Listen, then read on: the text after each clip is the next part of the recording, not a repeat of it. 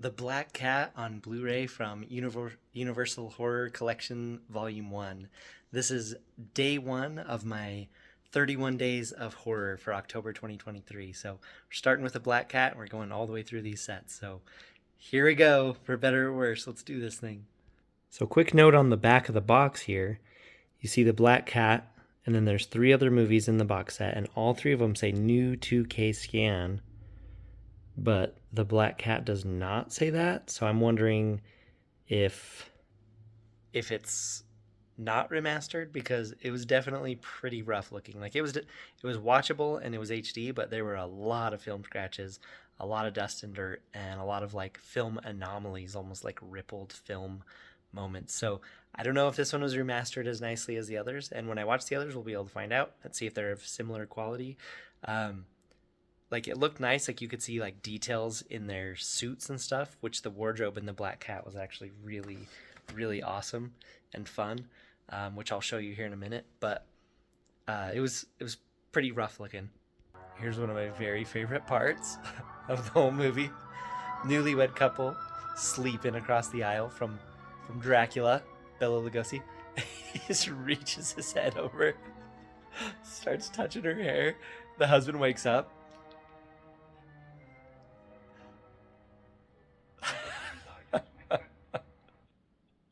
The husband wakes up and he's just looking at him like he doesn't even like lift his head up off the chair. He's just like still laying back from his sleeping spot, and he's just like giving him this look like, what are you doing? Here's a perfect example of the film. Like you can see the film grain, which is always a good thing. But you can also just see like lines, like vertical lines, which typically is indicative of film scratches. So this review is just going to be like you've probably already noticed, just my thoughts, stuff I noticed, stuff I thought's fun. It's not really an overall summary of the movie because that's been done already many, many times. We're just going to go through, analyze some things, and talk about it. So this is the first scene that the Black Cat shows up. So this movie is called The Black Cat. This is the 1934 version, because I know they made a later one. And it says it's based off of the Edgar Allan Poe story. So after seeing the movie, I wanted to read the story, and I was just like, what is this story? This was completely different. And we're going to see how he reacts to the Black Cat here in a second, which is, I don't know if it's funny. It's funny. It's not funny that an animal's dying, but it's just the way it's portrayed in this movie is funny. But the book is the short story is completely different than this movie. So this movie has the newlywed couple, and then they get in a car accident, and then they end up at this guy's house, and this guy's house is built on top of this like World War One like gun turret thing, and then this guy's been in prison for 15 years, and then the other guy was responsible for a lot of killing, and then like the young couple goes through all this trauma, and then the idea is hopefully they get away at the end. The book, or the short story, the Edgar Allan Poe one, is about a guy who loves animals, and then he eventually starts hating everything, and so he starts abusing animals and his wife, and then eventually he kills a cat, and like it's haunting him, and then his house burns down, and then he kills his wife, and then he buries her in the wall. I mean, this is Edgar Allan Poe, so we're burying bodies in parts of your house because that's how it goes with him. But there's and then anyway, it ends with the body's in the wall, and he's like knocking on the wall in front of the police. He's like, see, look at how well constructed my house is, because he just can't leave it alone. And anyway, then the cat starts meowing from behind the wall, and it's just like, what is this story? Also, while reading it, it's like, who at Universal is like, yeah, let's adapt this story, and then made this. This is so completely different from that story. I don't even know. Like the beginning of the movie in the opening credits is like, this movie is suggested by The Black Cat by Edgar Allan Poe, but all the promotional material, like I'm assuming with the posters that were up advertising this movie, were like, Edgar Allan Poe's The Black Cat, and it's like, ooh, I've heard of him. Like I read his scary stories before, and then you watch the movie, it's nothing like it. So I'm not sure. Like, can Edgar Allan Poe's estate watch the movie and just be like, no, that does not represent the story? I mean, gosh, That story is very dark and scary and kind of a fun look at a scary killer's writings. But this movie is probably better than that story. So maybe that's why they changed it so much. Like, I have an idea. But this is very much like 30s with the young married couple going through the scary stuff and kind of having to work together to get through it. But let's keep going. Let's watch what he does to this cat. Okay, here we go. Uh-oh. Sees a cat. He's all scared. What's he gonna do? What's he gonna do? He drops his cup, grabs a knife.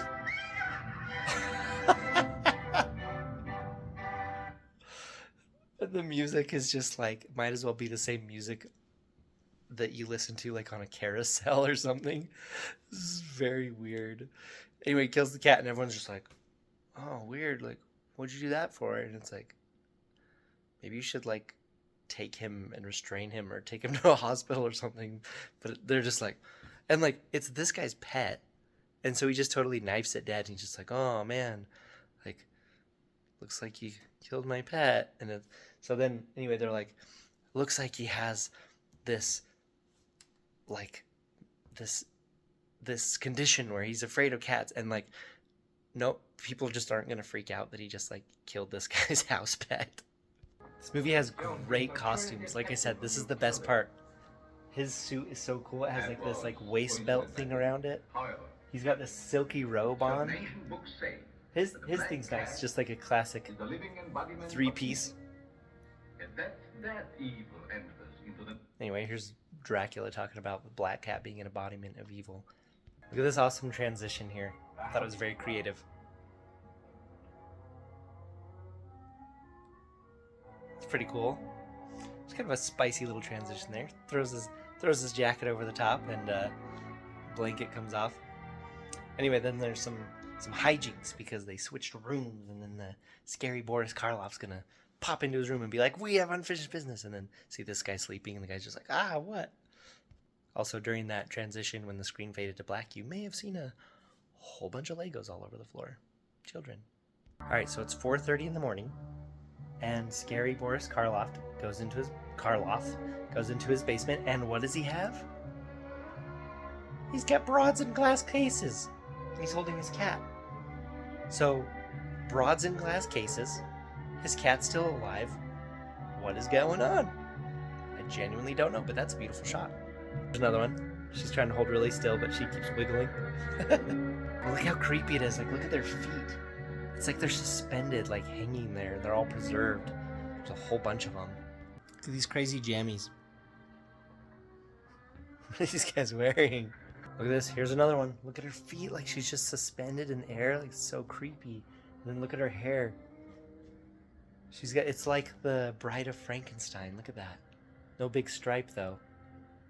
And this is his wife. And you actually see some Bela Lugosi tear coming out on this part. Look at this. He's so sad. I mean, it's cool to see like Boris Karloff and Bela Lugosi like pitted against each other in this movie, even if this movie itself is like just kind of pure ridiculous and kind of weird. Towards the end, when it gets into so a lot of last year when I watched all 30 of the Universal monster movies and also the Spanish version of Dracula, there's a pattern I noticed is in the last 3 to 5 minutes of these movies. So in the last 3 to 5 minutes of these movies, it's like everything has to resolve, and so it's like people die, sometimes everybody, the building they're in gets destroyed, they get away, like whatever it is, it just wraps up really, really quick, and it almost like it's like the whole movie's just like walking and talking and like brooding, and then like the last 3 to 5 minutes is just like rapid fire action, and so many of those Universal monster movies followed that pattern, and this one definitely falls into that as well. Here you go. Here goes a pretty wild action scene. Oh no, Black Cat shows up again. You get to see the reflection of the cat. So this movie's called The Black Cat, and this guy's afraid of cats, and occasionally the cat shows up and causes him to do something kind of weird, but there's really not like like, you might as well not call this movie The Black Cat. It's such a weird association to make to the Edgar Allan Poe story that's so completely different. I know I already talked about that, but just seeing the scene again where the cat's like, hey, I'm still alive, or hey, I'm another black cat, and then he freaks out. It's just like, the black cat in this movie is just something to propel the plot forward. So actually, I want to say something about these charts here. So they're in like an old gun turret, and they said it's the he says the charts from the old long range guns are still up, and as far as artillery goes, this is actually, I mean, this is weird that it's up on a wall, but in actually manual artillery, you do use charts like this. It's called charts and darts, but it'll be level, and you basically, it's like grid squares, but you use it so that you can get the precise, basically data for your accurate artillery fires. Data such as how should the gun adjust based on the directions of the observer. So the observer is watching the fires hitting, and then the observer calls up adjustments, but it's like the observer's left and the observer's right and the observer's up and down, whereas the gun is somewhere totally different. So you use these charts to basically convert that over to the data that the guns use, like how far left should the gun turn, how high up, how much powder, etc. So actually, when I saw these charts in here, I was like, hey, that's actually kind of accurate to artillery. It was pretty cool. I mean, other than the fact that it's vertical and it's like a glass window, I don't know what that's all about, but the fact that there's charts for long range guns, I thought was authentic and neat. Here comes my favorite line in the whole movie. It's like, listen.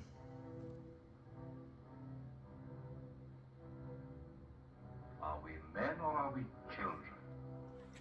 Yes. Of what use are all these melodramatic gestures? Love that line. And then it basically turns into like this contest between these two guys. Like, they're going to play chess over this girl's life, the newlywed girl. Like, who gets to keep her? And it's just like, how about none of you keep her, you creeps? Barbarous 15 years ago. Listen to this. Are we any the less victims of the war than those whose bodies were torn asunder? Are we not both the living dead? So this is 1934, and he's talking about the living dead. And I know, like, George Romero is kind of credited as inventing zombies, basically, or first zombie movie or something. Anyway, he's kind of like the father of zombies. And I thought this was interesting. I'm like, that's kind of a zombie reference, like The Living Dead. So is this kind of an early precursor to talking about zombies? Okay, the moment I've been waiting to show you. This is the best bit of wardrobe in the whole movie. Well, she's got a pretty cool like shirt thing later on, but look at this. This is the coolest jacket I've ever seen in my entire life. Look at that thing. Look at this. Look, it's got like a big puffy neck and like puffy arms. Look at this. I came to inquire after the health of my charming guest. Oh my gosh. Look at that jacket. That is so dang classy. Have you ever seen a better jacket? No, you have not. If you have, you can show it to me. But, I mean, how do you compete with this thing? Like, look at that. Okay, one jacket that does compete with that is the away team jacket from Star Trek 2 with the big collar. So maybe I just like big puffy collars. Maybe it's a me thing. But I'd say that the Star Trek away team jacket that Kirk wears with the big flip-up collar, I'd say that's a runner-up to this because this thing is legendary. Pretty awkwardly placed and hilarious, like, banter between these two inspectors here, where they're basically bantering about who has the better hometown, and it's, like, actually hilarious and amazing. Question.